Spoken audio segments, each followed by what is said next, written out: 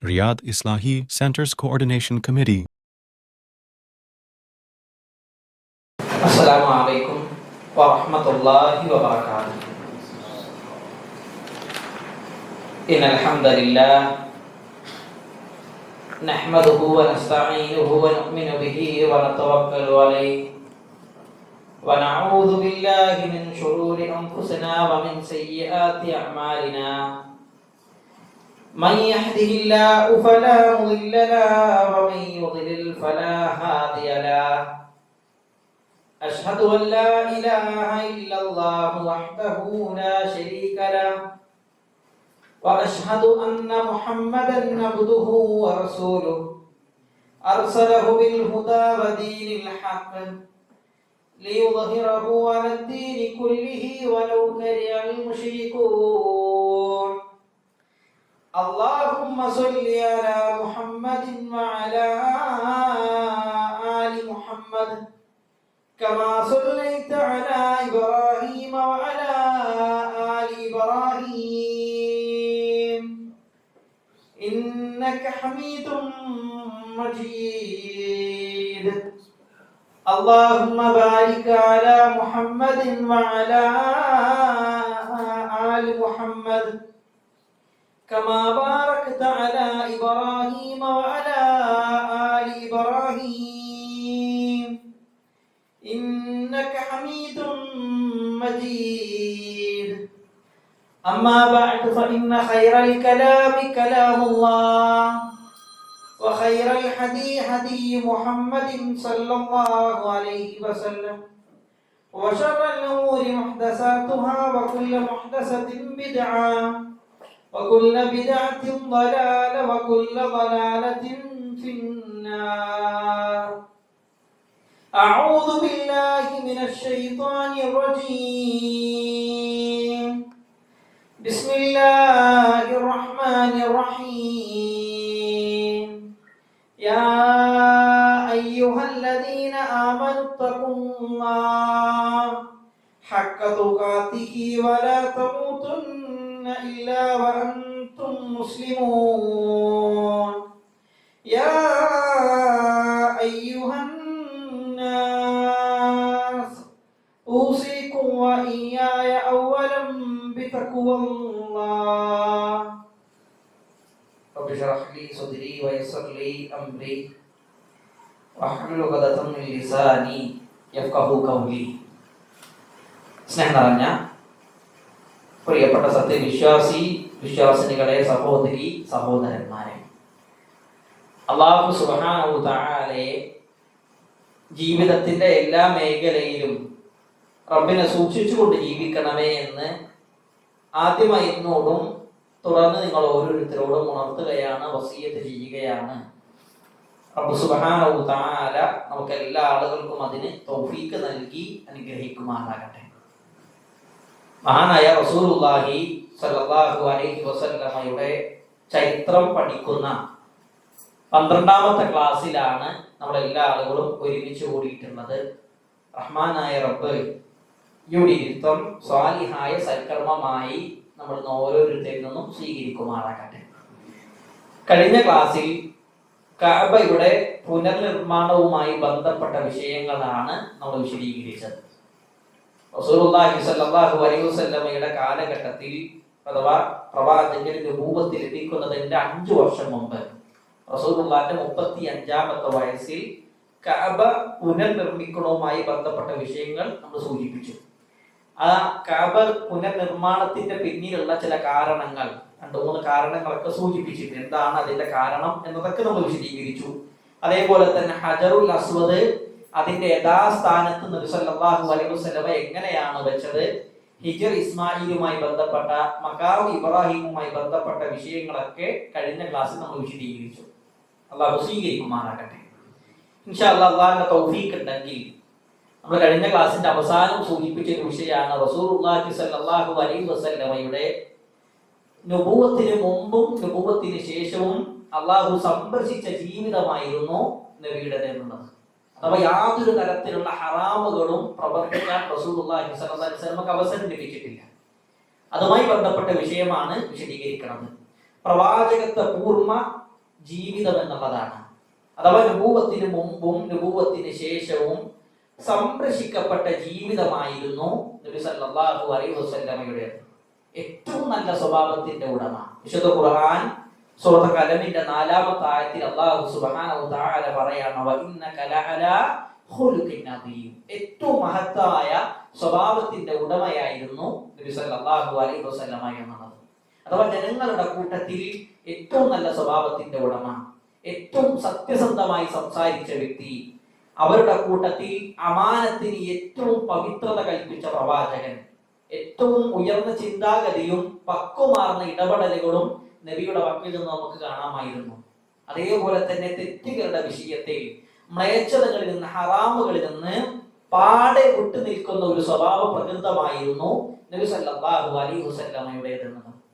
നബി സല്ലല്ലാഹു അലൈഹി വസല്ലമയുടെ നുബുവത്തിന് മുമ്പും നുബുവത്തിന് ശേഷവും ഒരിക്കൽ പോലും നബി സല്ലല്ലാഹു അലൈഹി വസല്ലമ വിഗ്രഹങ്ങളെ ആരാധിച്ചിട്ടില്ല. നബിയുടെ പ്രവാചകൻ സല്ലല്ലാഹു അലൈഹി വസല്ലമയുടെ പ്രിയ പത്നി ഖദീജ ബിൻത് ഖുവൈലിദ് റളിയല്ലാഹു അൻഹ, അവർ പറയുന്നതായി നമുക്ക് കാണാൻ കഴിയും. ഉർവത്ത് ബിൻ സുബൈർ എന്ന് പറയുന്ന താബിഈ പണ്ഡിതനാണ് ഈ ഹദീസ് നിവേദനം ചെയ്യുന്നത്. ഇമാം അഹ്മദ് അദ്ദേഹത്തിന്റെ മുസ്നദിൽ രേഖപ്പെടുത്തിയ ഹദീസാണ്. അവർ പറയാണ്, ഉർവത്ത് ബിൻ സുബൈർ പറഞ്ഞു, ഖദീജ ബീവിയുടെ അയൽവാസിയായ ഒരു സ്ത്രീ ഈ ഉർവത്ത് ബിൻ സുബൈറിനോട് പറഞ്ഞ സംഭവമാണ്. നബി സല്ലല്ലാഹു അലൈഹി വസല്ലമ ഖദീജ ബീവിയോട് പറയാണ്, ഐ ഖദീജ. അറബി ഭാഷയിൽ ഐ, അയ, യാ എന്ന് പറഞ്ഞാല് ഹർഫു നിദാ എന്നാണ് പറയാ. വിളിക്കാൻ വേണ്ടിയിട്ട് ഉപയോഗിക്കുന്ന ഹർഫുകളാണ് യാ, അയ, ഐ എന്നുള്ളത്. പ്രവാചകന് വിളിക്കാണ്, ഐ അദി ഖദീജ, ഏ ഖദീജ, വല്ലാഹി അല്ലാഹുവാണ് സത്യം, ലാ അഅബുദു ലാത അബദൻ, ഞാൻ ഒരിക്കൽ പോലും ലാത്തയെ ആരാധിച്ചിട്ടില്ല. മക്കയിൽ ഒരുപാട് വിഗ്രഹങ്ങളുണ്ട്. ലാത്തുണ്ട്, ഉസ്സുണ്ട്, മനാത്തുണ്ട്, അങ്ങനെ ഒരുപാട് വിഗ്രഹങ്ങളുണ്ട്. ആ വിഗ്രഹങ്ങളുടെ കൂട്ടത്തിൽപ്പെട്ട ഒരു വിഗ്രഹമാണ് ലാത്ത. റസൂലുള്ളാഹി പറയാണ്, ഞാൻ ഒരിക്കൽ പോലും ലാത്തയെ ആരാധിച്ചിട്ടില്ല. വീണ്ടും നബി പറയാണ്, വല്ലാഹി ലാ അഅബുദുൽ ഉസ്സ അബദൻ, ഞാൻ ഒരിക്കൽ പോലും ഉസ്സയെ വിളിച്ചു പ്രാർത്ഥിച്ചിട്ടില്ല, അല്ലെങ്കിൽ ഉസ്സയെ ഞാൻ ആരാധിച്ചിട്ടില്ല എന്ന് നബിയുനാ റസൂലുള്ളാഹി സ്വല്ലല്ലാഹു അലൈഹി വസല്ലം പറയാണ്. അപ്പൊ നബിയുടെ നുബുവത്തിന് മുമ്പും നുബുവത്തിന് ശേഷവും നബി എന്ത് ചെയ്തിട്ടില്ല? വിഗ്രഹങ്ങൾ ആരാധിച്ചിട്ടില്ല. മറ്റൊരു സംഭവം കാണാൻ കഴിയും. നബിയുടെ വളർത്തു മകൻ സയ്യിദ് ബിൻ ഹാരിസ റളിയല്ലാഹു അൻഹു നബിയുടെ കൂടെ മക്കയിൽ വെച്ച് കഅബാലയത്തിൽ സഫാ മർവന്റെ ഇടയിൽ സഅയ് നടത്തുകയാണ്. ആ സഅയ് നടത്തുന്ന ഭാഗത്ത് പണ്ട് സഫാ മർവ ഈ രണ്ട് ഭാഗത്തിനിടയിൽ രണ്ട് വിഗ്രഹങ്ങൾ ഉണ്ടായിരുന്നു, ഇസാഫും നായിരയും. നാം വിശദീകരിക്കുക, ആരാണ് ഇസാഫ്, ആരാണ് നായിര, അവിടെ വിഗ്രഹം വരാനുള്ള കാരണം എന്താണെന്ന് വിശദീകരിക്കുക. അപ്പൊ ഈ രണ്ട് വിഗ്രഹങ്ങൾ, സഫാ മർവക്കിടയിൽ രണ്ട് വിഗ്രഹം ഉണ്ടായിരുന്നു. ആ വിഗ്രഹങ്ങൾക്കിടയിൽ നിന്ന് റസൂലുള്ളാഹി സ്വല്ലല്ലാഹു അലൈഹി വസല്ലമയും പ്രവാചകന്റെ വളർത്തുമകൻ സയ്യിദ് ബിൻ ഹാരിസ റളിയല്ലാഹു അൻഹു സഫാ മർവക്കിടയിൽ സഅയ് നടത്തുന്ന സമയത്ത് പ്രവാചകൻ ഈ സയ്യിദ് ബിൻ ഹാരിസ റളിയല്ലാഹു അൻഹുവിനോട് പറയാണ്, ഒന്ന് എല്ലാവരും ഒന്ന് ഫ്രണ്ട് കയറിയിരിക്കണേ.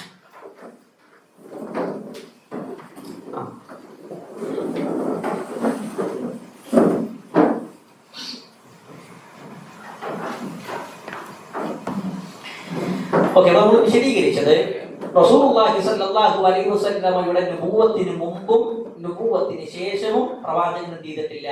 വിഗ്രഹങ്ങളെ ആരാധിച്ചിട്ടില്ല. സയ്യിദ് ബിൻ ഹാരിസ പറയാണ്, ഞാൻ റസൂലുള്ളാഹിന്റെ കൂടെ ഉംറ ചെയ്യാണ്. സഫാ മർവക്കിടയിൽ സഅയ് നടത്തുമ്പോൾ ഇസാഫും നായില എന്ന് പറയുന്ന രണ്ട് വിഗ്രഹങ്ങൾ ഇതിനിടയിൽ ഉണ്ടായിരുന്നു. ആ വിഗ്രഹങ്ങളെ കാണുന്ന സമയത്ത് പല ആളുകളും അതിനെ സ്പർശിക്കാറുണ്ട്. പ്രവാചകൻ സയ്യിദ് ബിൻ ഹാരിസ റളിയല്ലാഹു അൻഹുവിനോട് പറഞ്ഞു, താങ്കൾ എന്ത് ചെയ്യരുത്? ആ വിഗ്രഹങ്ങളെ സ്പർശിക്കരുത്. എന്നിട്ട് നബി പറഞ്ഞൊരു വാക്കാണ്, ഞാൻ ഒരിക്കൽ പോലും അത് സ്പർശിച്ചിട്ടില്ല. എന്താണ് സഫാ മർവക്കിടയിൽ ഈ രണ്ട് വിഗ്രഹങ്ങൾ വരാനുള്ള കാരണം? നമുക്ക് വിശുദ്ധ ഖുർആൻ സൂറത്ത് ബഖറയുടെ 158-ാമത്തെ ആയത്തിൽ കാണാൻ കഴിയും, ഇന്ന സഫാ വൽ മർവത മിൻ ശഅഇരില്ലാഹ്. അല്ലാഹുവിന്റെ മതചിഹ്നങ്ങളിൽപ്പെട്ടതാണ് സഫയും മർവയും. ഫമൻ ഹജ്ജൽ ബൈത അവ ഇഅ്തമറ, ഒരാൾ അതിനിടയിൽ ഹജ്ജ് ചെയ്യുകയോ അഥവാ സഫാ മർവക്കിടയിൽ ഹജ്ജ് ചെയ്യുകയോ ഉംറ ചെയ്യുകയോ ചെയ്താൽ പിന്നെന്താണ്? ഫലാ ജുനാഹ അലൈഹി, അയാളുടെ മേലിൽ എന്തില്ല? കുറ്റമില്ല എന്നുള്ളതാണ്. അപ്പൊ എന്താണ് അല്ലാഹു സുബ്ഹാനഹു വ തആല ഇങ്ങനെ പറയാനുള്ള കാരണം? ഒരാൾ സഫ മറുവക്കടയിൽ ഹജ്ജോ ഉംറയോ ചെയ്താൽ അയാൾക്ക് കുറ്റമല്ല എന്ന് പ്രത്യേകം പറയേണ്ട ആവശ്യമുണ്ടോ? ഇല്ല, അയാൾക്ക് എന്തായാലും കൂലിയാണ്. പക്ഷെ വീണ്ടും അള്ളാഹു എടുത്തു പറയാനുള്ള കാരണം എന്താണ്? അതിന്റെ കാരണം ജാഹിലിയ്യ കാലഘട്ടത്തിൽ ഇസാഫും നായില എന്നീ രണ്ടാളുകൾ കവിതാക്കളാണ്. ഇസാഫ് എന്ന് പറയുന്ന പുരുഷനും നായില എന്ന് പറയുന്ന സ്ത്രീയും തമ്മിൽ പരസ്പരം സ്നേഹിച്ചു. അവരെ സ്നേഹിച്ച് അവസാനം അവര് ലൈംഗിക ബന്ധത്തിൽ ഏർപ്പെടാൻ വേണ്ടി പണ്ട് ജാഹിലിയ്യ കാലഘട്ടത്തിൽ കഅബാലയത്തിന്റെ ഉള്ളിൽ പ്രവേശിച്ചു എന്നുള്ളതാണ്. അപ്പൊ കഅബക്ക് പവിത്രത കൊടുക്കണം. ആ പവിത്രത കൊടുക്കാതെ ഈ രണ്ട് വ്യക്തികൾ ആ കഅബാലയത്തിന്റെ ഉള്ളിൽ പ്രവേശിച്ചത് കൊണ്ട് അവര് സ്വരമായിക്കൊണ്ട് വിഗ്രഹമായിക്കൊണ്ട് മാറി എന്നുള്ളതാണ് സംഭവം. എന്തായാലും അത് ചരിത്രത്തിന്റെ വിഷയത്തിൽ ചില വകുപ്പുകളൊക്കെ പണ്ഡിതന്മാർ സൂചിപ്പിച്ചിട്ടുണ്ട്. എന്തായാലും ഇങ്ങനെ പറയുന്ന ഈ ഇസാഫിന്റെയും നായിലയുടെയും വിഗ്രഹങ്ങളില്ലേ, അവരെന്ത് ചെയ്തു? അത് പിന്നെ സഫന്റെയും മറുവിന്റെയും ഭാഗത്ത് പണ്ടുണ്ടായിരുന്ന മക്കയിലെ ആളുകൾ കൊണ്ടുവന്നു വെച്ചു. ഇത് കാണുന്ന സമയത്ത് സ്വഹാബികൾക്ക് എന്തൊക്കെ ഒരു പ്രയാസമുണ്ട്. കാരണം ഈ രണ്ട് വിഗ്രഹങ്ങൾക്കിടയിൽ സഅയ് നടത്തുക എന്ന് പറഞ്ഞൊരു മാനസിക പ്രയാസമുണ്ട്. അതുകൊണ്ടാണ് അല്ലാഹു സുബ്ഹാനഹു വ തആല പറയുന്നത് സഫയും മറുവയും അള്ളാഹുവിന്റെ മതചിഹ്നങ്ങളിൽപ്പെട്ട വിഷയങ്ങളാണ്. ഒരാൾ ഹജ്ജ് ചെയ്യുകയോ ഉംറ ചെയ്യുകയോ ചെയ്താൽ ഫലാ ജുനാഹ അലൈഹി, അയാളുടെ മേലിൽ എന്തില്ല, കുറ്റമില്ല എന്നുള്ളതാണ്. പിന്നെ നമ്മുടെ വിഷയത്തിലേക്ക് വന്നാൽ സയ്യിദ് ബിൻ ഹാരിസ റളിയല്ലാഹു അൻഹു റസൂലുള്ളാഹിന്റെ കൂടെ ഉംറ ചെയ്യുന്ന സമയത്ത് ഈ ഇസാഫിന്റെയും നായിലയുടെയും വിഗ്രഹങ്ങൾ കണ്ടപ്പോൾ റസൂലുള്ളാഹി പറയാണ്, അത് സ്പർശിക്കരുത്, ഞാൻ ഒരിക്കൽ പോലും അത് സ്പർശിച്ചിട്ടില്ല എന്ന് റസൂലുള്ളാഹി സ്വല്ലല്ലാഹു അലൈഹി വസല്ലം പറഞ്ഞിട്ടുണ്ട്. അപ്പൊ പ്രവാചകൻ എന്ത് ചെയ്തിട്ടില്ല? പ്രവാചകൻ വിഗ്രഹങ്ങളെ ആരാധിച്ചിട്ടില്ല, മദ്യപിച്ചിട്ടില്ല, വ്യഭിചരിച്ചിട്ടില്ല. എത്രത്തോളം എന്ന് ചോദിച്ചാൽ എല്ലാവിധ മ്ലേച്ഛതകളിൽ നിന്നും അള്ളാഹു പ്രവാചകനെ സംരക്ഷിച്ചു എന്നുള്ളതാണ്. റസൂലുള്ളാഹിന്റെ ചെറുപ്പ കാലഘട്ടത്തിൽ അഥവാ നബുവത്തിന് മുമ്പ് പ്രവാചകന്റെ ജോലി ആടിനെ മേയ്ക്കുകയാണ്. നമ്മൾ പറഞ്ഞിരുന്നേ, പ്രവാചകൻ ലോകത്ത് കടന്നു വന്ന എല്ലാ പ്രവാചകന്മാരും ആടിനെ വെച്ചിരുന്നു. അതിന്റെ പിന്നിലുള്ള യുക്തി എന്താണ് തുടങ്ങിയ കാര്യങ്ങളൊക്കെ ഇതിനു മുമ്പുള്ള ക്ലാസ്സുകളിൽ നിന്നും വിശദീകരിച്ചതാണ്. ആ പ്രവാചകൻ ആടിനെ മേയ്ക്കുന്ന സമയത്ത് ഒരിക്കൽ പ്രവാചകന്റെ കൂട്ടുകാരനോട് ഈ ആടുകളെ മേയ്ക്കാൻ വേണ്ടി പറഞ്ഞു. ആടുകളെ ഇന്ന് കൂട്ടുകാരനോട് നോക്കാൻ വേണ്ടി പറഞ്ഞു. എന്നിട്ട് നബി സല്ലല്ലാഹു അലൈഹി വസല്ലമ മക്കയിൽ ഒരു ആഘോഷം നടക്കുന്നുണ്ട്. പ്രത്യേകം ശ്രദ്ധിക്കണം, നുബുവത്തിന് ശേഷമല്ല, നുബുവത്തിന് മുമ്പാണ്. അപ്പോ ഇങ്ങനെയുള്ള ഒരു വലിയ രൂപത്തിലുള്ള ആഘോഷം മക്കയിൽ നടക്കുന്നുണ്ട്. അത് കാണാൻ വേണ്ടി റസൂലുള്ളാഹി സ്വല്ലല്ലാഹു അലൈഹി വസല്ലമ പോവുകയാണ്. ആ പോകുന്ന സമയത്ത് ഈ ആടുകളെ റസൂലുള്ളാഹിന്റെ കൂട്ടുകാരനോട് നോക്കാൻ വേണ്ടി ഏൽപ്പിച്ചു. അങ്ങനെ പ്രവാചകൻ മക്കയിലേക്ക് പോയി. മക്കയിൽ പ്രവേശിച്ച ഉടനെ ഒരു വീട്ടിൽ നിന്ന് വാദ്യമേളങ്ങളുടെ ശബ്ദം കേൾക്കുകയാണ്. വലിയ രൂപത്തിൽ വാദ്യമേളങ്ങളുടെ ശബ്ദം കേട്ടപ്പോ ആ ശബ്ദം കേട്ട ഭാഗത്തേക്ക് അതെന്താണ് എന്ന് അന്വേഷിച്ച് റസൂലുള്ളാഹി സ്വല്ലല്ലാഹു അലൈഹി വസല്ലമ പോയ സമയത്ത് അവിടെ ഒരു കല്യാണം നടക്കാണ് എന്ന രൂപത്തിലൊക്കെ കേട്ടു. അങ്ങനെ അത് കേൾക്കാൻ വേണ്ടി പോയപ്പോൾ പ്രവാചകൻ സല്ലല്ലാഹു അലൈഹി വസല്ലം പറയാണ്, അള്ളാഹു എന്റെ നയനങ്ങളെ അടച്ചു കളഞ്ഞു എന്നുള്ളതാണ്. അഥവാ എന്റെ കണ്ണുകൾക്ക് അള്ളാഹു ഉറക്കം തന്ന് ഞാൻ പെട്ടെന്ന് ഉറങ്ങിപ്പോയി. പിന്നീട് ഞാൻ എണീക്കണത് പിറ്റേ ദിവസം സൂര്യോദയത്തിന് ശേഷമാണ് ഞാൻ എണീക്കണത്. അപ്പൊ എങ്ങനെ എനിക്കത് കേൾക്കാൻ കഴിഞ്ഞില്ല? ഒരു വാദ്യമേളങ്ങളുടെ രൂപത്തിലൊന്നും എനിക്ക് കേൾക്കാൻ കഴിഞ്ഞില്ല, ഞാൻ ഉറങ്ങിപ്പോയി. അങ്ങനെ ഉറങ്ങിപ്പോയി. പിറ്റേന്ന് പോയിട്ട് എന്ത് ചെയ്തു? റസൂലുള്ളാഹി സ്വല്ലല്ലാഹു അലൈഹി വസല്ലം ആടുകളെ ഏൽപ്പിച്ചത് റസൂലുള്ളാഹിന്റെ കൂട്ടുകാരനെയാണ്. ഈ സംഭവം പോയിട്ട് കൂട്ടുകാരനോട് പറഞ്ഞു. പിന്നീടും ഇതേപോലെ മറ്റൊരിക്കൽ മക്കയിൽ ഒരു ആഘോഷം നടക്കുന്ന സമയത്ത് നബി സല്ലല്ലാഹു അലൈഹി വസല്ലം പോയി. ആദ്യം ഉണ്ടായ അതേപോലെ തന്നെ റസൂലുള്ളാഹിന്റെ കണ്ണുകൾക്ക് ഉറക്കം വന്നു. അവിടെ എത്തുന്ന സമയത്ത് എന്ത് ചെയ്യാണ്? ഉറക്കം വന്നു, പ്രവാചകൻ ഉറങ്ങിപ്പോയി. മഹാനായ ഇമാം തുബരി റഹ്മഹുല്ലാഹ് അദ്ദേഹത്തിന്റെ ഗ്രന്ഥത്തിൽ 2-ാം അധ്യായം 279-ാമത്തെ പേജിൽ ഈ സംഭവം കൊടുക്കുന്നുണ്ട്. ഇമാം ഹാക്കിം ഈ സംഭവം ശരിയാണ് എന്നുള്ളതും പറഞ്ഞതായി കൊണ്ട് കാണാൻ കഴിയും. എന്തായാലും നമ്മൾ പറഞ്ഞു വന്ന വിഷയം, അള്ളാഹുവിന്റെ റസൂൽ സല്ലല്ലാഹു അലൈഹി വസല്ലമ നുബുവത്തിന് മുമ്പും നുബുവത്തിന് ശേഷവും പ്രവാചകന്റെ സംരക്ഷിക്കപ്പെട്ട ജീവിതമായിരുന്നു. വിഗ്രഹങ്ങൾ ആരാധിച്ചിട്ടില്ല, വ്യഭിചരിച്ചിട്ടില്ല, മദ്യപിച്ചിട്ടില്ല. എല്ലാവിധ മ്ലേച്ഛതകളിൽ നിന്നും അല്ലാഹു സുബ്ഹാനഹു വ തആല റസൂലുള്ളാഹി സ്വല്ലല്ലാഹു അലൈഹി വസല്ലമക്ക് സംരക്ഷണം നൽകി എന്നുള്ളതാണ് സൂചിപ്പിച്ചത്. ഇനി ഇൻഷാ അല്ലാഹ് അതിനുശേഷം പ്രവാചകൻ സല്ലല്ലാഹു അലൈഹി വസല്ലമയുടെ 40-ാമത്തെ വയസ്സിൽ റസൂലുള്ളാഹിക്ക് നുബുവത്ത് ലഭിച്ചു, വഹീന്റെ ആരംഭം. നബിക്ക് 40-നോട് അടുത്ത പ്രായം എത്തിയപ്പോ മക്കക്കാരുടെ പ്രവർത്തനങ്ങളിൽ മനസ്സുമടുത്ത് റസൂലുള്ളാഹി സ്വല്ലല്ലാഹു അലൈഹി വസല്ലമ ഏകാന്തത ഇഷ്ടപ്പെട്ടു എന്നുള്ളതാണ്. മക്കക്കാരായ ആളുകളുടെ ബഹുദൈവ ആരാധനയിലും അതേപോലെ തന്നെ അവരുടെ മദ്യപാനത്തിലും വ്യഭിചാരത്തിലും എത്രത്തോളം ചോദിച്ചാല് ആ കാലഘട്ടത്തിൽ വ്യഭിചാരിണികളായ സ്ത്രീകൾ വീടിന്റെ മുമ്പിൽ കൊടി നാട്ടിയിരുന്നു എന്നുള്ളതാണ്. ഞാൻ വ്യഭിചാരിണിയാണ് എന്ന് മറ്റുള്ള ആളുകൾക്ക് മനസ്സിലാക്കാൻ വേണ്ടി വീടിന്റെ മുമ്പിൽ കൊടി നാട്ടിയ അവസ്ഥ ആ കാലഘട്ടത്തിലുണ്ട്. എല്ലാ പ്രോഗ്രാമിലും എല്ലാ ആഘോഷങ്ങളിലും അവർ മദ്യപിച്ചിരുന്നു.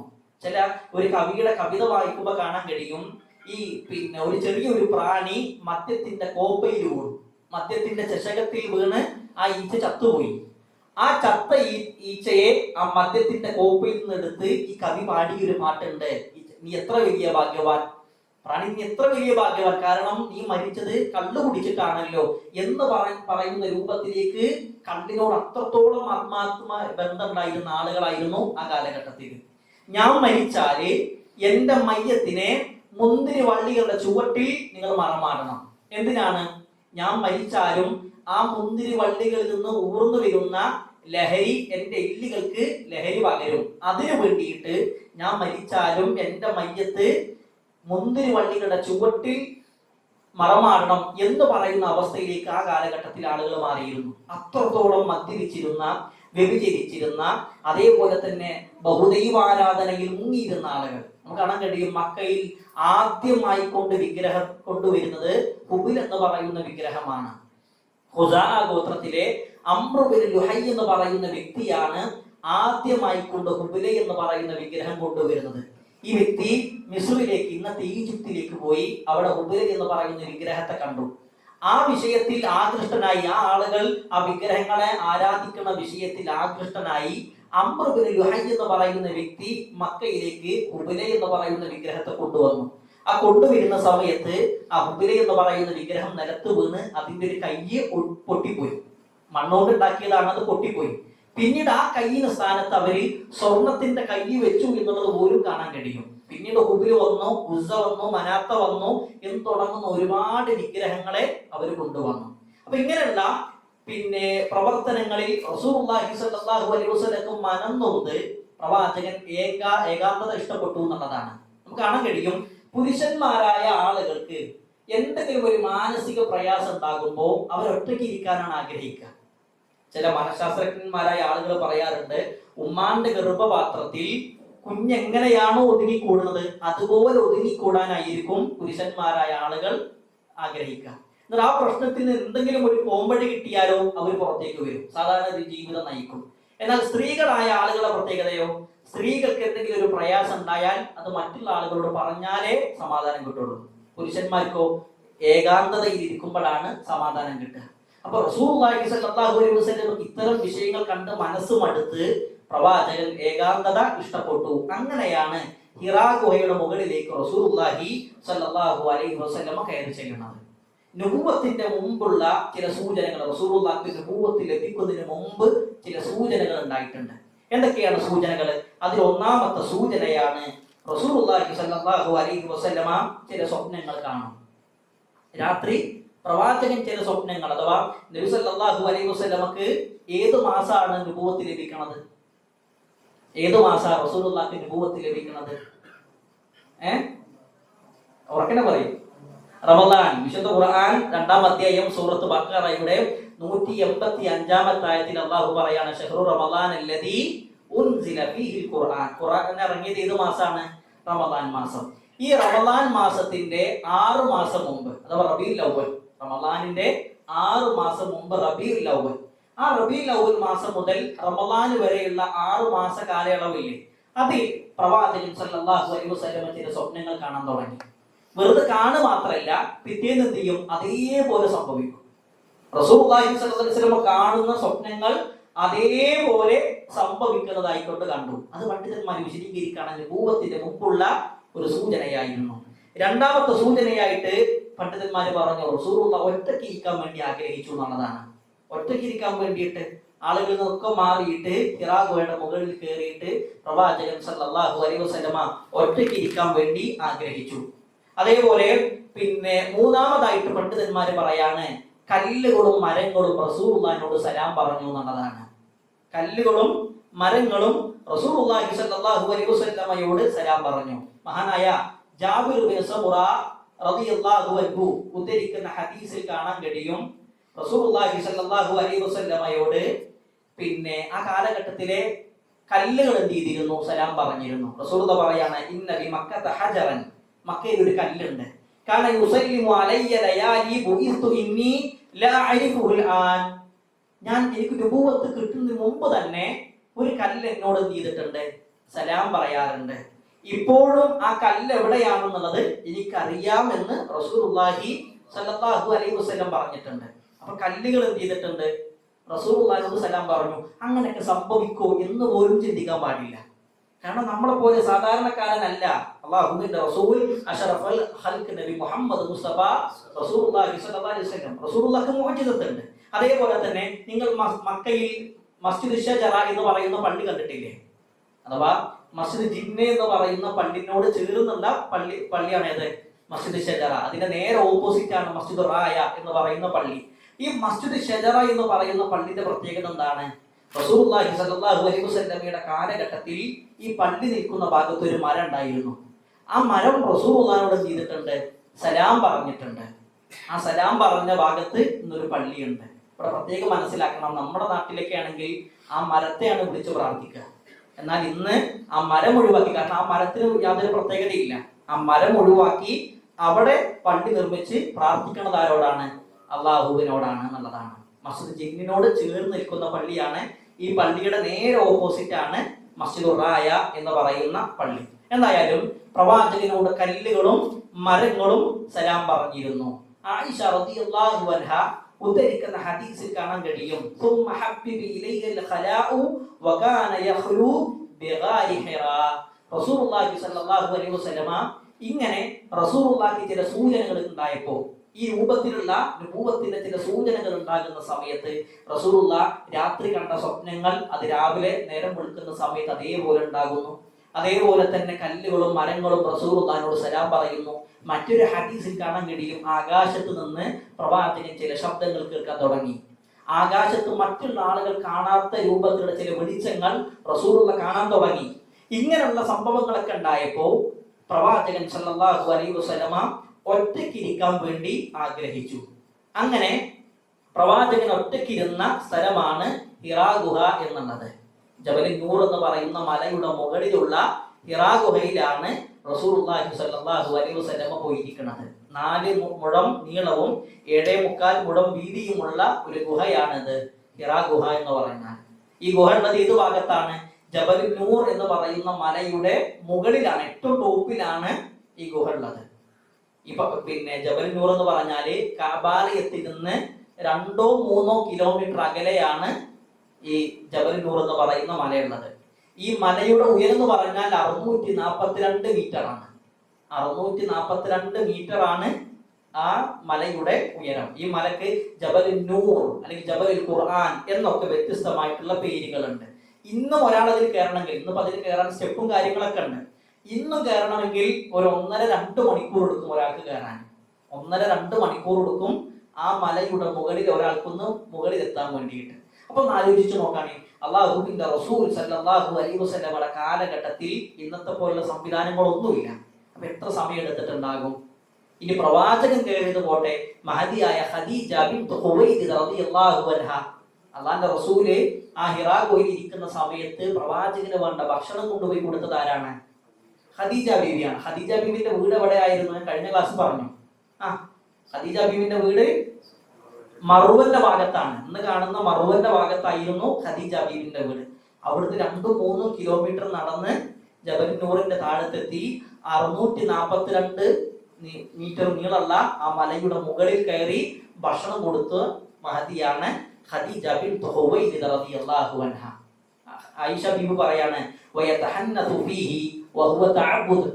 പ്രവാചകൻ സല്ലല്ലാഹു അലൈഹി വസല്ലം അവിടെ ഇരുന്ന് ആരാധന കർമ്മങ്ങൾ ചെയ്തു. ഏകാന്തത പ്രവാചകൻ സല്ലല്ലാഹു അലൈഹി വസല്ലം ഇഷ്ടപ്പെട്ടു. അങ്ങനെ ആരാധനകൾക്ക് വേണ്ടി മാറിയിരിക്കുന്ന സമയത്താണ് ജിബ്രീൽ അലൈഹി സ്വലാത്തു വസ്സലാം പ്രത്യക്ഷപ്പെടുന്നത്. ജിബ്രീൽ അലൈഹി സ്വലാത്തു വസ്സലാം പ്രത്യക്ഷപ്പെടുന്നത് ഏത് ദിവസമാണ്? അപ്പൊ മാസം പറഞ്ഞു, ഏതാണ്? റമദാൻ മാസം ഏത് ദിവസമാണ് ജിബ്രീൽ പ്രത്യക്ഷപ്പെടുന്നത്? തിങ്കളാഴ്ച ദിവസം. റസൂലുള്ളാഹി സ്വല്ലല്ലാഹു അലൈഹി വസല്ലമയോട് ചോദിക്കാണ്, വസുഇല അൻ സൗമി യൗമിൽ ഇത്നൈൻ, പ്രവാചകരെ തിങ്കളാഴ്ച നോമ്പിന്റെ പ്രത്യേകത എന്താണ്? തിങ്കളാഴ്ച നോമ്പിനെ കുറിച്ച് റസൂലുള്ളാഹിനോട് ചോദിച്ചപ്പോൾ റസൂലുള്ളാഹി പറയാണ്, ദാക യൗമുൻ വലിതു ഫീഹി, ആ ദിവസമാണ് ഞാൻ ജനിച്ചത്. റസൂലുള്ളാഹി പറയാണ്, തിങ്കളാഴ്ച ദിവസമാണ് ഞാൻ ജനിച്ചത്. വയൗമുൻ ബുഇതു ഔ ഉൻസില അലയ്യ ഫീഹി, തിങ്കളാഴ്ച ദിവസമാണ് എനിക്ക് നുബുവത്ത് ലഭിച്ചത് എന്നും റസൂലുള്ളാഹി സ്വല്ലല്ലാഹു അലൈഹി വസല്ലം പറഞ്ഞു. അപ്പോൾ മാസം റമദാൻ മാസം, ദിവസം തിങ്കളാഴ്ച. ഏത് തീയതിയിലാണ്, ഏത് ഡേറ്റിലാണ്, ആ വിഷയത്തിൽ പണ്ഡിതന്മാർക്കിടയിൽ ഇഖ്തിലാഫ് ഉണ്ട്. ചില പണ്ഡിതന്മാർ പറഞ്ഞു റമദാൻ 17 ചില ആളുകൾ പറഞ്ഞു റമദാൻ 18 ചില ആളുകൾ പറഞ്ഞു റമദാൻ 21 ചില ആളുകൾ പറഞ്ഞു റമദാൻ 24 ഈ വിഷയത്തിൽ മഹാനായ ഇമാം അഹ്മദ് ബിൻ ഹംബൽ അശൈബാനി റഹ്മത്തുള്ളാഹിയുടെ അദ്ദേഹത്തിന്റെ ഹദീസ് ഗ്രന്ഥമായ മുസ്നദിൽ അദ്ദേഹം കൊണ്ടുവരുന്ന ഒരു ഹദീസ് ഉണ്ട്. ആ ഹദീസ് കാണാൻ കഴിയും, അല്ലാഹു സുബ്ഹാനഹു തആല ഇബ്രാഹിം നബി അലൈഹിസ്സലാത്തു വസ്സലാമിന് ചില ഏടുകൾ ഇറക്കി കൊടുത്തിട്ടുണ്ട്. 4 വേദഗ്രന്ഥങ്ങൾ ലഭിച്ച പ്രവാചകന്മാർ ആരൊക്കെയാണ്? ഈസാ നബി, മൂസാ നബി, ദാവൂദ് നബി, മുഹമ്മദ് മുസ്തഫ റസൂലുള്ളാഹി സ്വല്ലല്ലാഹു അലൈഹി വസല്ലം. എന്നാൽ ചില പ്രവാചകന്മാർക്ക് എന്ത് ലഭിച്ചിട്ടുണ്ട്? വസുഹ്ഫി ഇബ്രാഹിമ വമൂസ എന്ന് പറഞ്ഞിട്ടില്ലേ. അപ്പോൾ ഇബ്രാഹിം നബി അലൈഹിസ്സലാത്തു വസ്സലാമിന് ചില ഏടുകൾ, ഗ്രന്ഥമല്ല, ചില ഏടുകൾ എന്ത് ചെയ്തിട്ടുണ്ട്? ഇറക്കപ്പെട്ടിട്ടുണ്ട്. അത് ഇറങ്ങിയത് ഏത് ദിവസമാണ്? റമദാൻ ആദ്യ രാത്രിയിലാണ്. റമദാനിന്റെ 1ാമത്തെ രാത്രിയിലാണ് ഇബ്രാഹിം നബിക്കുള്ള ഏടുകൾ ഇറങ്ങിയത്. മൂസാ നബി അലൈഹിസ്സലാത്തു വസ്സലാമക്ക് നൽകപ്പെട്ട വേദഗ്രന്ഥം തൗറാത്ത് ഇറങ്ങിയത് റമദാനിന്റെ 6ാമത്തെ രാത്രിയിലാണ്. ഈസാ നബിക്ക് ഇറക്കപ്പെട്ട ഇഞ്ചീല് റമദാനിന്റെ 13ാമത്തെ രാത്രിയിലാണ്. ദാവൂദ് നബിക്ക് നൽകപ്പെട്ട സബൂർ റമദാനിന്റെ 18ാമത്തെ രാത്രിയിലാണ്. മഹാനായ റസൂലുള്ളാഹി സ്വല്ലല്ലാഹു അലൈഹി വസല്ലമക്ക് നൽകപ്പെട്ട വിശുദ്ധ ഖുർആൻ റമദാനിന്റെ 24 എന്ന് ഒരു ഹദീസ് കാണാൻ കഴിയും. ചില പണ്ഡിതന്മാർ അത് ശരിയല്ല എന്ന് പറഞ്ഞിട്ടുണ്ട്. പക്ഷേ നമുക്ക് കാണാൻ കഴിയുന്ന ഹദീസ് ഈ രൂപത്തിലാണ്. അപ്പൊ എന്തായാലും റമദാൻ മാസത്തിൽ തിങ്കളാഴ്ച ദിവസം ഇമാം അഹ്മദ് ബിൻ ഹംബൽ അശൈബാനി റഹ്മത്തുള്ളാഹി ഉദ്ധരിക്കുന്ന ഹദീസിൽ കാണാൻ കഴിയും, റമദാനിന്റെ 24ാം രാവിലാണ് അല്ലാഹു വിശുദ്ധ ഖുർആൻ ഇറക്കുന്നത്. ജിബ്രീൽ ആദ്യം വന്ന് റസൂലുള്ളാഹിനോട് പറഞ്ഞ വാക്ക് എന്താണ്? ഇഖ്റ, റസൂൽ വായിക്കുന്നത്. നമ്മൾ ഒരുപാട് കേട്ട ചരിത്രമാണ്. പക്ഷെ ആ ചരിത്രം ഒന്ന് ആലോചിച്ച് നോക്കാനേ, റസൂലുള്ളാഹി സ്വല്ലല്ലാഹു അലൈഹി വസല്ലമയുടെ ആ സമയത്ത് മാനസികാവസ്ഥ എന്തായിരിക്കും? ഇപ്പൊ ഇന്നെന്ന് പറഞ്ഞാൽ മക്ക മുഴുവനും ലേറ്റ് ആണ്. എല്ലാ ഭാഗത്തും ഇതുണ്ട്, വെളിച്ചുണ്ട്. ഏത് രാത്രിക്കും ഏത് പകലിനും പുരുഷനാകട്ടെ സ്ത്രീയാകട്ടെ കുട്ടിയാകട്ടെ വളരെ സുരക്ഷിതമായി ഇറങ്ങി നടക്കാൻ പറ്റുന്ന ഒരു നാടായിട്ട് എന്ത് മാറിയിട്ടുണ്ട്? മക്ക മാറിയിട്ടുണ്ട്. പക്ഷേ 1400 വർഷങ്ങൾക്ക് മുമ്പ് ഒരു വെളിച്ചം അന്ന് അവിടെ അല്ല. അതേപോലെ തന്നെ ഇന്ന് ധാരാളം ശബ്ദങ്ങളുണ്ട്, വാഹനങ്ങളുടെ, അതേപോലെ തന്നെ ജനങ്ങളുടെ, പല വസ്തുക്കളുടെ ഒക്കെ ശബ്ദങ്ങൾ ഇന്ന് മക്കയിലുണ്ട്. അന്ന് ഒരു ശബ്ദവും ഇല്ലാതെ പിൻഡ്രോപ്പ് സൈലന്റ് പോലെയുള്ള ഒരു ഭാഗം, കൂരാകൂരിട്ട്, നമ്മൾ ആ രംഗൊന്ന് കണ്ണിൽ കൊണ്ടുവന്ന കൂരാകൂരിട്ട്, അതേപോലെ തന്നെ ഒരു ശബ്ദമില്ല. സാധാരണ മലയുടെ മുകളിലേക്ക് ഒരാൾ കയറി വരുന്നുണ്ടെങ്കിൽ അയാളുടെ കാലടി ശബ്ദം കേൾക്കാൻ കഴിയും. ഇനി അയാൾ നടന്നു പോകുന്ന സമയത്ത് ചിലപ്പോ കല്ലോ അല്ലെങ്കിൽ മണ്ണൊക്കെ ഇളകി അത് താഴേക്ക് വീഴുന്നതിന്റെ ശബ്ദം മുകളിലുള്ള ആൾക്ക് കേൾക്കാൻ കഴിയും. ഇതൊന്നുമില്ല. റസൂലുള്ളാഹി ആ ഹിറാ ഗുഹയിൽ 642 മീറ്ററുള്ള ജബലുൻ നൂർ എന്ന് പറയുന്ന മലയുടെ മുകളിൽ ആ ഗുഹയിൽ ഇരിക്കുന്ന സമയത്ത് പെട്ടെന്ന് ഒരാള് ആ ഗുഹാമുഖത്ത് പ്രത്യക്ഷപ്പെടാണ്. എന്തായിരിക്കും അവസ്ഥ? എന്തായിരിക്കും അവസ്ഥ ആലോചിച്ച് നോക്കാണേ. ആ സാധാരണ നമ്മളൊക്കെ കേട്ട സംഭവമാണ്, നബി വന്നു, നബിയോട് വന്നിട്ട് ഇഖ്റ എന്ന് പറഞ്ഞു, നബി ഓതാൻ അറിയില്ല എന്ന് പറഞ്ഞു. പക്ഷെ ആ ഒരു സമയത്ത് റസൂലുള്ളാഹി സ്വല്ലല്ലാഹു അലൈഹി വസല്ലമയുടെ മാനസികാവസ്ഥയും കൂടി നമ്മൾ മനസ്സിലാക്കണം എന്നുള്ളതാണ്. അങ്ങനെ നബിയോട് വായിക്കാൻ പറഞ്ഞ സമയത്ത് റസൂലുള്ളാഹി സ്വല്ലല്ലാഹു അലൈഹി വസല്ലം പറഞ്ഞു, മാ നബി കാര്യം, എനിക്ക് വായിക്കാൻ അറിയില്ല, എനിക്ക് വായിക്കാൻ എഴുതാൻ അറിയില്ല. റസൂലുള്ളാഹി നിരക്ഷരനായ ആളാണ്. അപ്പൊ ജിബ്രീൽ അലൈഹിസ്സലാത്തു വസ്സലാം അണച്ചുകൂട്ടി എന്നുള്ളതാണ്. ജിബ്രീലിനെ കുറിച്ച് പറയുന്നതായി കാണാൻ കഴിയും, അല്ലമഹു ശദീദുൽ ഖുവ, ശക്തമായ ആളാണ്, ധാരാളം ശക്തിയുള്ള ആളാണ്. ആരെ? ജിബ്രീൽ അലൈഹിസ്സലാത്തു വസ്സലാം. ആ ജിബ്രീൽ എന്തിയാണ്? അണച്ചുകൂട്ടി എന്നുള്ളതാണ്. ആ അണച്ചുകൂട്ടുന്ന സമയത്ത് എല്ലുകൾ പൊടിയുന്നത് പോലെ പ്രവാചകന്റെ ശരീരത്തിലേക്ക് ജിബ്രീലിനെ ചേർത്ത് പിടിച്ചു. വീണ്ടും പറഞ്ഞു ഇഖ്റ, നബിയെ വായിക്കാൻ പറഞ്ഞു. അപ്പോഴും നബി സല്ലല്ലാഹു അലൈഹി വസല്ലം പറഞ്ഞു, എനിക്ക് വായിക്കാൻ അറിയില്ല. മൂന്നാമത് പറഞ്ഞു ഇഖ്റ ബിസ്മി റബ്ബിക്കല്ലദീ ഖലഖ് എന്ന് പറയുന്ന ആ ഒരു സൂറത്ത് പിന്നീട് എന്ത് ചെയ്യാണ്, ഇറങ്ങാണ്. ആലോചിച്ച് നോക്കണേ, പ്രവാചകൻ സല്ലല്ലാഹു അലൈഹി വസല്ലമക്ക് എത്ര പ്രയാസം ഉണ്ടായിട്ടുണ്ടാകും. ഇവിടെ 3 തവണ ജിബ്രീൽ അലൈഹി സ്വലാത്തു വസ്സലാം നബിയെ ചേർത്ത് പിടിച്ചു എന്നുള്ളതാണ്. എന്തിനാണ് 3 തവണ ചേർത്ത് പിടിക്കുന്നത്? ഒരു തവണ മതിയായിരുന്നില്ലേ? അതിന്റെ പിന്നിലുള്ള യുക്തി ചില പണ്ഡിതന്മാർ സൂചിപ്പിക്കാണ്. ഞാൻ നേരത്തെ പറഞ്ഞു, പ്രവാചകൻ ഹിറാ ഗുഹയിൽ ഇരിക്കുന്ന സമയത്ത് ചില സ്വപ്നങ്ങൾ കണ്ടു. അത് പിന്നീട് രാവിലെ എന്ത് ചെയ്യാണ്, അതേപോലെ ഉണ്ടാകുകയാണ്. അപ്പൊ ഇത് റസൂലിന്റെ സ്വപ്നമല്ല, താങ്കൾ ഇപ്പൊ അനുഭവിക്കുന്നത് ഒരു സ്വപ്നമല്ല, ഇത് യാഥാർത്ഥ്യമാണ് എന്ന് ബോധ്യപ്പെടുത്താനാണ് 3 പ്രാവശ്യം എന്ത് ചെയ്യണത്, ചേർത്ത് പിടിക്കണത് എന്ന് ചില പണ്ഡിതന്മാരൊക്കെ സൂചിപ്പിച്ചിട്ടുണ്ട്. എന്തായാലും അല്ലാഹു സുബ്ഹാനഹു വ തആല പ്രവാചകൻ ജിബ്രീൽ മുഖേന പ്രവാചകനോട് പറഞ്ഞ വാക്കാണ്. ആദ്യം പറഞ്ഞു വായിക്കാൻ, ഇഖ്റ ബിസ്മി റബ്ബിക്കല്ലദീ ഖലഖ് എന്ന് പറയുന്ന ആ ഒരു സൂറത്ത്, ആദ്യത്തെ ആയത്തുകൾ അവിടുന്ന് പിന്നീട് അവതരിക്കുകയാണ്. ജിബ്രീൽ അലൈഹി സ്വലാത്തു വസ്സലാം നോക്കാൻ കഴിയും. ജിബ്രീൽ വിശുദ്ധ ഖുർആനിൽ എത്ര തവണ ജിബ്രീലിന്റെ പേര് വന്നിട്ടുണ്ട്? ജിബ്രീൽ എന്ന വിശുദ്ധ ഖുർആനിൽ ജിബ്രീൽ എന്നുള്ള നാമം 3 തവണയാണ് വന്നിട്ടുള്ളത്. ജിബ്രീലിന് വ്യത്യസ്തമായ പേരുകളുണ്ട്. അമീനുൽ വഹ്യ്, റൂഹുൽ അമീൻ, റൂഹുൽ ഖുദ്സ് എന്നൊക്കെ പേരുണ്ട്. ഈ ജിബ്രീലിന്റെ യഥാർത്ഥമായ രൂപത്തിൽ റസൂലുള്ളാഹി കണ്ടത് 2 തവണയാണ്. ജിബ്രീലിനെ യഥാർത്ഥമായ രൂപത്തിൽ റസൂലുള്ളാഹി കണ്ടത് 2 തവണ. ഒന്ന് ഇസ്രാ മിഅ്റാജ് യാത്രയിൽ, രണ്ടോ റസൂലുള്ളാഹിക്ക് ഈ നുബുവത്ത് ലഭിക്കുന്ന സമയത്ത് ഹിറാ ഗുഹയുടെ ഭാഗത്ത് വെച്ചിട്ട്. റസൂലുള്ളാഹി പറയാണ്, ജിബ്രീലിനെ 600 ചിറകുകളുണ്ട്.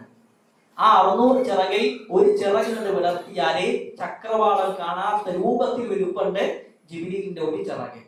അപ്പൊ 600 ചിറകിന്റെ അവസ്ഥ എന്തായിരിക്കും? റസൂലുള്ളാഹി സ്വല്ലല്ലാഹു അലൈഹി വസല്ലമ പ്രവാചകന്റെ അരികിലേക്ക് ജിബ്രീൽ ചില മനുഷ്യ രൂപത്തിൽ വരാറുണ്ട്. ഏത് സ്വഹാബിയുടെ രൂപത്തിലാണ് ജിബ്രീൽ വരാറ്?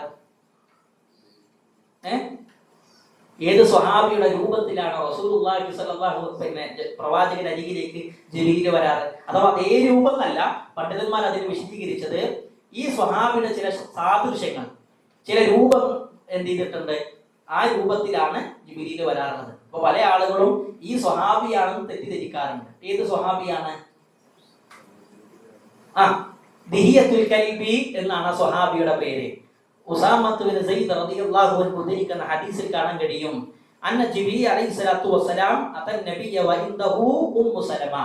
പ്രവാചകന്റെ അരികിലേക്ക് ജിബ്രീൽ വന്നു. ആ സമയത്ത് റസൂലുള്ളാഹിന്റെ അരികിൽ റസൂലുള്ളാഹിന്റെ പ്രിയ പത്നി ഉമ്മു സലമ റളിയല്ലാഹു അൻഹയുണ്ട്. അങ്ങനെ പ്രവാചകനോട് ചില സംസാരങ്ങളൊക്കെ നിർവഹിച്ച് പിന്നെ എണീറ്റിട്ട് ജിബ്രീൽ പോയി. ആ ജിബ്രീൽ പോയ സമയത്ത് ഫഖാലൻ നബി സല്ലല്ലാഹു അലൈഹി വസല്ലം ലി ഉമ്മു സലമ, ഉമ്മു സലമയോട് റസൂലുള്ളാഹി ചോദിക്കണം, മൻ ഹാദാ, ഇപ്പൊ വന്നത് ആരാണ്? അപ്പൊ ഉമ്മു സലമ പറയാണ്, ഹാദാ ദിഹിയത്തുൽ കൽബി, അതാരാണ്? അത് സ്വഹാബിയായ ദിഹിയത്തുൽ കൽബി ആണെന്നുള്ളതാണ്. റസൂലുള്ളാഹി പറഞ്ഞല്ല, അതാരാണ്? ജിബ്രീലാണ്. ജിബ്രീൽ മനുഷ്യ രൂപത്തിൽ വന്നതാണ്.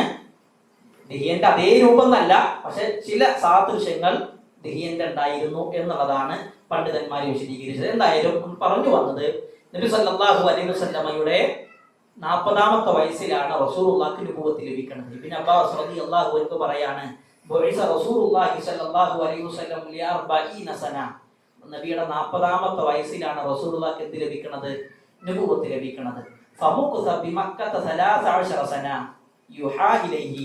റസൂലുള്ളാഹി പിന്നീട് 40ാമത്തെ വയസ്സിന് ശേഷം 13 വർഷം അവിടെ ജീവിച്ചു, മക്കയിൽ ജീവിച്ചു. ثم أمر بالهجرة فهاجر 10 سنين.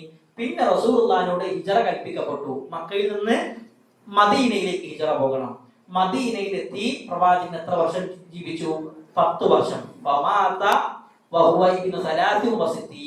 63ാമത്തെ വയസ്സിൽ അഷ്റഫുൽ ഖൽഖ് നബി മുഹമ്മദ് മുസ്തഫ റസൂലുള്ളാഹി സ്വല്ലല്ലാഹു അലൈഹി വസല്ലമ ഈ ലോകത്ത് ഇവിടെ പറഞ്ഞു. നമ്മൾ പറഞ്ഞു വന്ന വിഷയം 40ാമത്തെ വയസ്സിലാണ് റസൂലുള്ളാഹിക്ക് നുബുവത്ത് ലഭിക്കുന്നത്.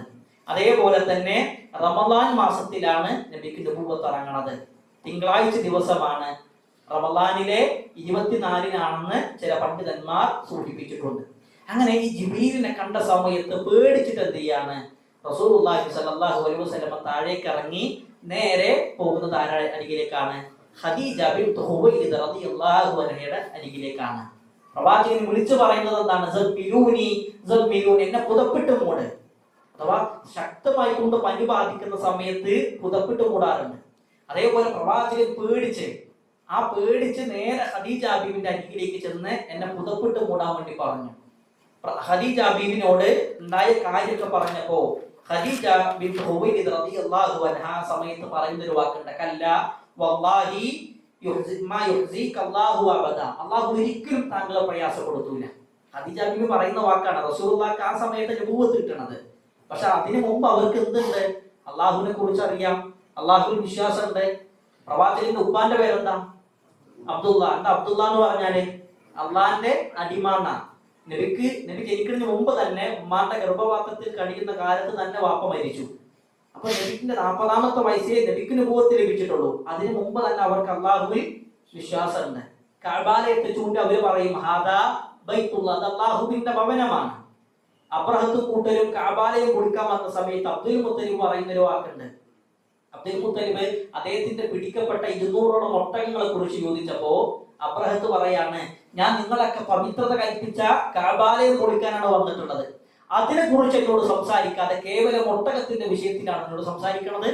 അതിന് അബ്ദുൽ മുത്തലിബ് കൊടുത്ത മറുപടി, ഒട്ടകങ്ങളുടെ ഉടമ ഞാനാണ്. കഅബാലയത്തിന്റെ രക്ഷിതാവോ അത് റഹ്മാനും റഹീമുമായ അള്ളാഹുവാണ്. അബ്രഹത്ത് ഇത് കേൾക്കുന്നില്ല എന്ന് മനസ്സിലാക്കിയപ്പോ അബ്ദുൽ മുത്തലിബ് നേരെ മക്കയിൽ വന്നിട്ട് ആളുകളോട് പറയാണ്, മലയുടെ മുകളിലേക്ക് ഉൾവലിയുക, അള്ളാഹുവിന്റെ ശിക്ഷ സംഭവിക്കാൻ സമയമായിട്ടുണ്ട്. അങ്ങനെ ആളുകളൊക്കെ മലയുടെ മുകളിലേക്ക് കയറി. നബിയുടെ ഉമ്മ ആമിന ബിൻത് വഹബ് ആ സമയത്ത് നബിയെ പ്രവാചകൻ സല്ലല്ലാഹു അലൈഹി വസല്ലമ അവരുടെ വയറ്റിൽ കഴിയുന്ന കാലത്താണ് ആ മലയുടെ മുകളിൽ കയറിയത് എന്ന് കാണാൻ കഴിയും. അപ്പൊ അവർക്ക് എന്തുണ്ട്? അള്ളാഹുവിൽ വിശ്വാസമുണ്ട്. അവരോട് ചോദിക്കണം, ആകാശഭൂമിയെ സൃഷ്ടിച്ചതാരാണ്? അതേപോലെ തന്നെ ആകാശത്ത് നിന്ന് മഴ ഇറക്കി തരുന്നത് ആരാണ്? ഭൂമിയിൽ നിന്ന് സസ്യങ്ങളെ മുളപ്പിക്കണത് ആരാണ് എന്ന് ചോദിച്ചാൽ അവരെന്ന് പറയും, അള്ളാഹു ആണെന്ന് പറയും. ആ നാമിന് അറബി ഭാഷയിൽ പറയാം തൗഹീദിന്റെ നാം എന്ന. അവർ പറയുക തന്നെ ചെയ്യും, എന്തായാലും പറയും. ആര്?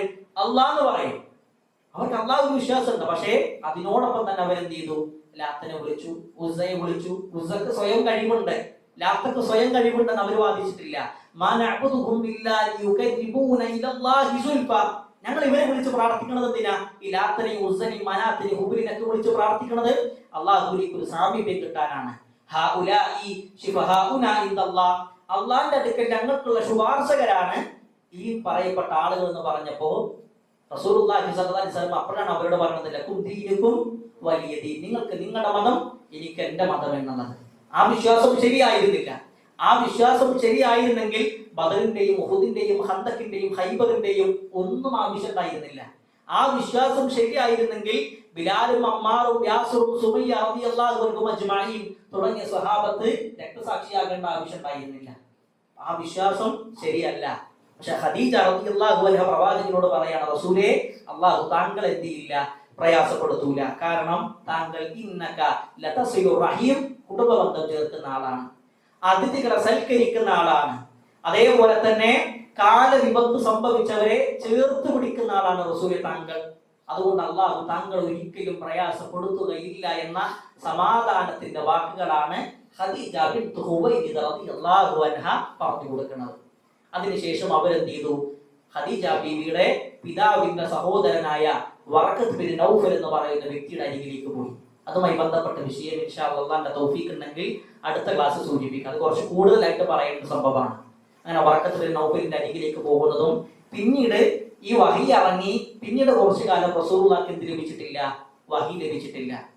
പിന്നീട് കുറച്ചു കാലങ്ങൾക്ക് ശേഷമാണ് വീണ്ടും വഹി ലഭിക്കുന്നത് എന്നതുമായി ബന്ധപ്പെട്ട വിഷയങ്ങളൊക്കെ അള്ളാഹുവിന്റെ തൗഫീഖ് ഉണ്ടെങ്കിൽ അടുത്ത ക്ലാസ്സിൽ നമുക്ക് വിശദീകരിക്കാം. അപ്പൊ എന്തായാലും നമ്മൾ സൂചിപ്പിച്ചു വന്നത് പ്രവാചകൻ സല്ലല്ലാഹു അലൈഹി വസല്ലമക്ക് നുബുവത്തിന് മുമ്പും നുബുവത്തിന് ശേഷവും അള്ളാഹു സംരക്ഷിച്ച ജീവിതമായിരുന്നു നബി സല്ലല്ലാഹു അലൈഹി വസല്ലമയുടേത്. അതേപോലെ പ്രവാചകന്റെ 40-ാമത്തെ വയസ്സിൽ ആളുകൾ തെറ്റുകളിൽ അഭിരമിക്കുന്ന സമയത്ത് ആ വിഷയത്തിൽ മനസ്സുകൊണ്ട് പ്രവാചകൻ ഏകാന്തത ഇഷ്ടപ്പെട്ട് ഹിറാ ഗുഹയുടെ മുകളിൽ കയറി ജബൽ നൂർ എന്ന് പറയുന്ന 642 മീറ്റർ നീളമുള്ള മലയുടെ മുകളിലുള്ള ഹിറാ ഗുഹയിൽ പ്രവാചകൻ സല്ലല്ലാഹു അലൈഹി വസല്ലം ഇരിക്കുന്ന സമയത്താണ് 600 ചിറകുള്ള രൂപത്തിൽ ജിബ്രീൽ അലൈഹിസ്സലാത്തു വസ്സലാം റസൂലുള്ളാഹിന്റെ മുമ്പിൽ പ്രത്യക്ഷപ്പെടുന്നതും പ്രവാചകനോട് വായിക്കാൻ കൽപ്പിക്കുന്നതും. പ്രവാചകൻ എനിക്ക് വായിക്കാൻ അറിയില്ല എന്ന് പറഞ്ഞു. റസൂലുള്ളാഹിനെ ചേർത്ത് പിടിച്ച് വീണ്ടും വായിക്കാൻ പറഞ്ഞ് എന്നിട്ട് പ്രവാചകൻ എന്ത് ചെയ്തു? വിശുദ്ധ ഖുർആൻ ഓതി കൊടുത്തു. ജിബ്രീലിനെ കണ്ട രൂപത്തിൽ പേടിച്ച് ഖദീജ ബീവിന്റെ അരികിലേക്ക് വരികയും ഖദീജ ബീവി സമാധാനത്തിന്റെ വാക്കുകൾ പറഞ്ഞ് പ്രവാചകൻ സല്ലല്ലാഹു അലൈഹി വസല്ലമയെ സമാധാനിപ്പിച്ചു എന്നുള്ളത് കാണാൻ കഴിയും. ഇനി ഇതിനു ശേഷമാണ് അവരെന്ത് ചെയ്യുന്നത്? വറഖത്ത് ബിൻ നൗഫലിന്റെ അരികിലേക്ക് പോകുന്നത്. വറഖത്ത് ബിൻ നൗഫൽ പറയുന്നുണ്ട്, മൂസാ നബി അലൈഹി സ്വലാത്തു വസ്സലാമക്ക് അരികിലേക്ക് വന്ന അതേ മലക്ക് തന്നെയാണ് താങ്കളുടെ അരികിലേക്ക് വന്നിട്ടുള്ളത്. താങ്കളെ ഈ മക്കയിലെ ആളുകൾ പുറത്താക്കുന്ന ഒരു കാലം വരും, അന്ന് ഞാനുണ്ടെങ്കിൽ താങ്കൾക്കുള്ള സംരക്ഷണം ഞാൻ നൽകുമെന്ന് വറഖത്ത് ബിൻ നൗഫൽ പറഞ്ഞു.